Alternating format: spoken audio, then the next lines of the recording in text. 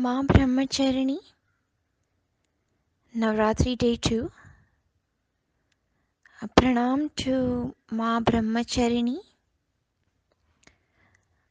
Brahma in Sanskrit is the ultimate cosmic reality, the absolute self. And Charini, actually Charan means feet.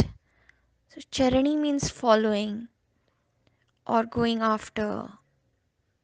So here Brahmacharini means someone who's following, seeking the ultimate truth. In this Swarupa, in this form of Shakti, Shakti is a young maiden who knows what her purpose and destiny in this life is. Shakti is Parvati in this life. She's the daughter of mountains. Yesterday we talked about Shailputri. Shail means rock and Putri means daughter. So Shailputri is the same as Parvati. And she is extremely loved. Every luxury is available to her, but once she realizes her destiny, the flow of the destiny takes her in such a way that she gives up everything for the most austere penance, the most severe tapa, so that she can unite with her destiny, that is Shiva. See, she is the other half of Ardhanarishwar. She is the half of Shiva. However, she's taken a human form, and so she is subject to the characteristics of a human. So she is subject to the many gifts and virtues of of taking life as a human, but also the limitations. So, I'm going a little ahead of the story. So, coming back to the story, the Devas are so excited that Parvati has realized her destiny of seeking union with Shiva. Shiva has, after he lost his first wife, Sati, he is completely withdrawn from the world. So now his first wife has reincarnated again as Parvati. Now the Devas can hardly wait. They know that only a child that comes from the union of these two can destroy the Asura. So they are in a great hurry and they suggest a shortcut. They enlist the help of Kama, who's a deva of desire, to create this beautiful atmosphere and to shoot his love arrow into the heart of Shiva. And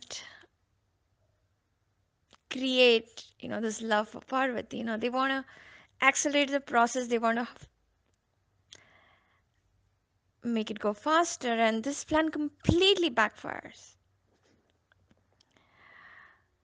Shiva, disturbed from his penance, he opens his third eye, and Kama is turned into ashes, and Parvati is horrified. And but she still decides to pursue her path to win over Shiva, and this time she becomes like Shiva herself. She leaves her family, she engages in tapa, she fasts, and it is said that she fasts for centuries. So in some stories, she fasts for thousands of years, and she, they talk about her attaining enlightenment in one chakra after the other. Uh, her first chakra, her second, third, fourth, and fifth, and sixth, and finally, um, Shiva actually disguises himself as a Brahmin, and he talks to Parvati about what she's doing, and she says, "Oh," and he says that, "Oh, that Shiva, he's like covered in ashes, and he has no home, and so it's a very beautiful it's a very beautiful story. And he speaks like that about Shiva, and she is so mad and enraged, and she can't bear it. And finally, Shiva reveals himself, and she wins his heart. So this is the story of Ma Brahmacharini. It is a story of a woman who undergoes severe tapasya. Actually, even if you look at her image, you will see that she's dressed in white, which shows her purity, which shows her drawing away from the outer world into the inner world. In her hand, she carries the kamandalu and also the japamala. Now, these are both very interesting symbolism.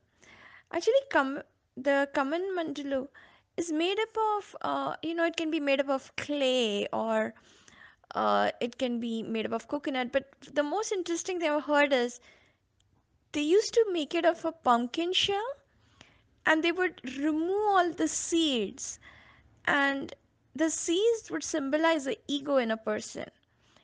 So they would remove the ego by the seed itself, and then they would dry it.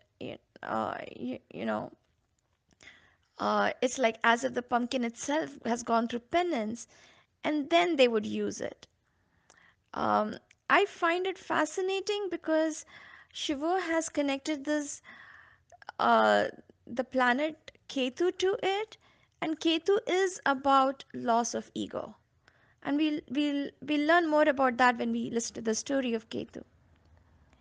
Now, this Kaman Mandalu typically contains water or amrit, and water is one of the most receptive materials. It holds vibration, it holds the imprints of sadhana, of Shakti. And even when we do artis or something, we always keep the nectar or the water, and all these super conscious imprints of the arti or the puja are absorbed by it, and then it is distributed like prasad, and we consume it, and becomes a part of our body. So I find it very, very amazing. Um, the other thing she holds is a japamala.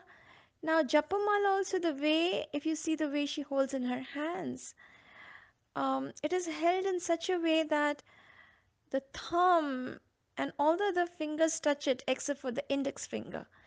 And the index finger in India represents the ego. So again, this phase of Shakti, this roop of Shakti is devoid of ego, is as devoid of ego as possible. So all the symbolism shows that loss of ego. Ketu, we will study the story of Ketu next. Ketu represents detachment, giving up from the world. Now, you know, our head is considered to be the seat of ego, we also use the expression that the power has gone to his head. And that is our way of saying that what an egomaniac he has become. And Ketu does not have a head. Ketu has been, Ketu's head is headless. And when we look at the story of the churning of the ocean and the origin of Ketu, we will see that. The other thing about Ketu is, most of our sense organs lie in our head. And to enjoy the world, we engage with our senses. And Ketu does not, because he's headless, does not have eyes or ears or mouth or nose, So he is really deprived of the world of sensations that is necessary to enjoy the world. So even he is withdrawn from all the worldly pleasures. So he reflects the energy of Brahmacharini.